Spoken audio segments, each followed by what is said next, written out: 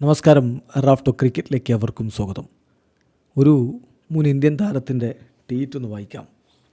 I will never be in favour of Dhoni batting at number 9, not ideal for team.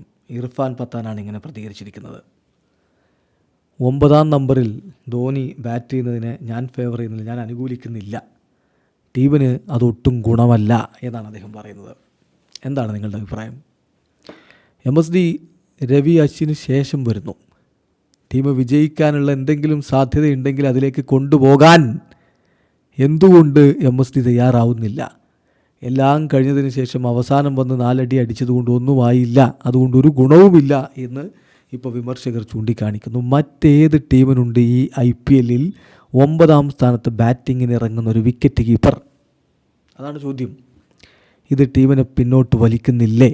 Irfan Pathan കൃത്യമായിട്ട് പറഞ്ഞു, not ideal for team.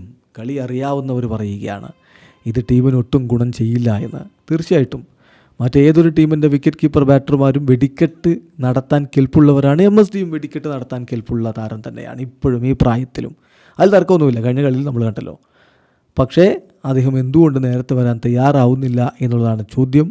ശാരീരികമായിട്ടുള്ള ബുദ്ധിമുട്ടെന്ന് പറയുമ്പോൾ പ്രായം വർദ്ധിച്ചതുകൊണ്ടുള്ള ബുദ്ധിമുട്ടുണ്ടോ? ഹാൻഡ് ഐ കോർഡിനേഷനൊക്കെ സ്വാഭാവികമായിട്ടും കുറയുമെന്നാണല്ലോ പറയുക. പക്ഷേ അതൊന്നും കുറഞ്ഞതായിട്ട് അദ്ദേഹത്തിൻ്റെ കളിയിൽ നമ്മൾ കാണുന്നില്ല.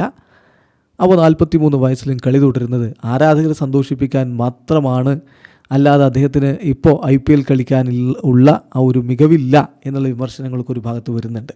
അപ്പോൾ അത് ഒഴിവാക്കണമെങ്കിൽ MSD തീർച്ചയായിട്ടും നേരത്തെ ഇറങ്ങിയേ പറ്റൂ.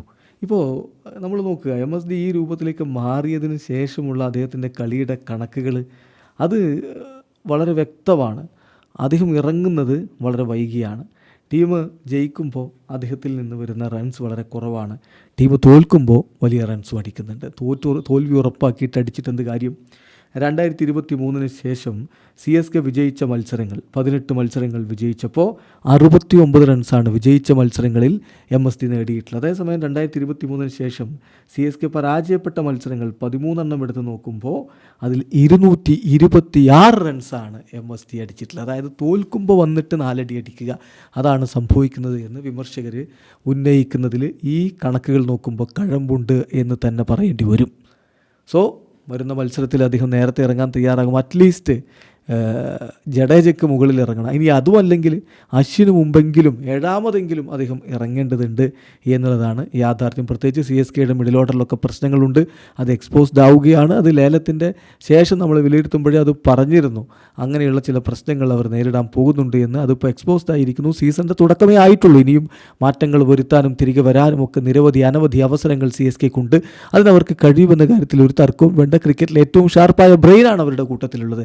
അത് MSDയാണ്. MSD തന്നെ ഈ പ്രശ്നത്തിന് ഒരു പരിഹാരം കാണും എന്ന പ്രതീക്ഷയിലാണ് ആരാധകർ. എങ്കിലും മനസ്സിലാവാത്ത കാര്യം അതാണ്, എന്തുകൊണ്ട് MSD ഇങ്ങനെയൊക്കെ അടിക്കാൻ ഇപ്പോഴും കഴിവുണ്ടായിട്ടും 9-ാം സ്ഥാനത്ത് ഇറങ്ങുന്നു. വീഡിയോ അവസാനിക്കുന്നു. ക്രിക്കറ്റ് ലോകത്തെ കൂടുതൽ വിശേഷങ്ങളുമായി റാഫ് ടോക്സ് വീണ്ടും എത്താം.